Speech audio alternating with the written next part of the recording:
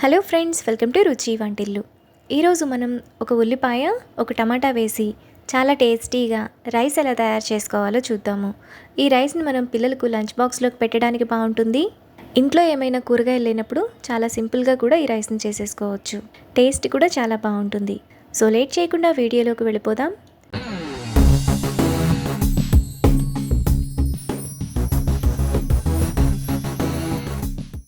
ముందుగా ఈ రైస్ చేసుకోవడానికి స్టవ్ మీద ప్యాన్ పెట్టుకొని 1 టేబుల్ స్పూన్ ఆయిల్ వేసుకోవాలి. ఆయిల్ వేడైన తర్వాత 1 టీ స్పూన్ తాలింపు గింజలు వేసుకొని ఫ్రై చేసుకోవాలి.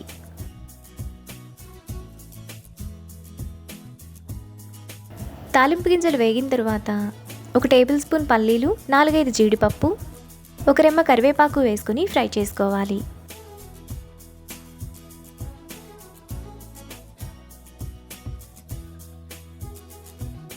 పల్లీలు జీడిపప్పు వేగిన తర్వాత సన్నగా తరిగిన ఒక పెద్ద ఉల్లిపాయ, 2 పచ్చిమిరపకాయలు, సన్నగా తరిగిన చిన్నులపాయ 1 టీ స్పూన్ వేసుకొని మీడియం ఫ్లేమ్లో ఉల్లిపాయలను బాగా ఫ్రై చేసుకోవాలి.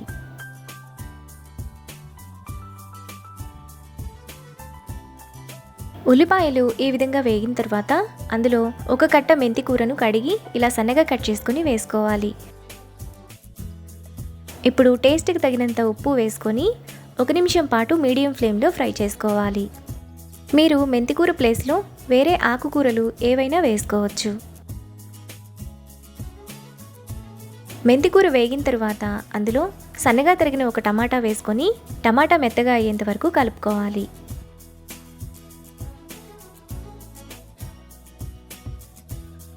టమాటా కూడా మెత్తగా ఉడికిన తర్వాత 1/2 టీ స్పూన్ పసుపు, 1 టీ స్పూన్ కారం,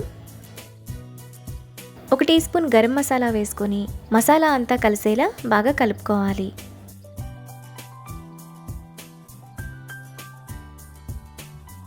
ఇలా కలిపిన తర్వాత అందులో 200 గ్రాములు ఉడికించిన రైస్ను వేసుకొని కలుపుకోవాలి. మసాలా అంతా రైస్కు పట్టేలా బాగా కలుపుకోవాలి.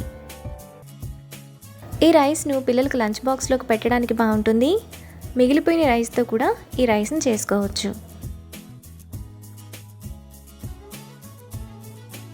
ఇలా కలుపుకున్న తర్వాత లాస్ట్లో కొద్దిగా కొత్తిమీర వేసుకొని కలుపుకోవాలి.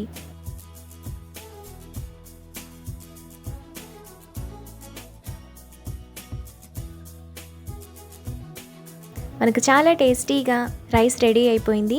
ఇప్పుడు ఈ రైస్ను వేడివేడిగా సర్వ్ చేసుకుంటే ఎంతో టేస్టీగా హెల్తీగా ఉండే ఆనియన్ టమాటో రైస్ రెడీ. ఈ రెసిపీని మీరు కూడా ట్రై చేసి మీకు టేస్ట్ ఎలా కుదిరిందో నాకు కామెంట్స్లో షేర్ చేయండి. ఈ వీడియో కనుక మీకు నచ్చినట్లయితే లైక్ చేసి, షేర్ చేసి, సబ్స్క్రైబ్ చేయండి.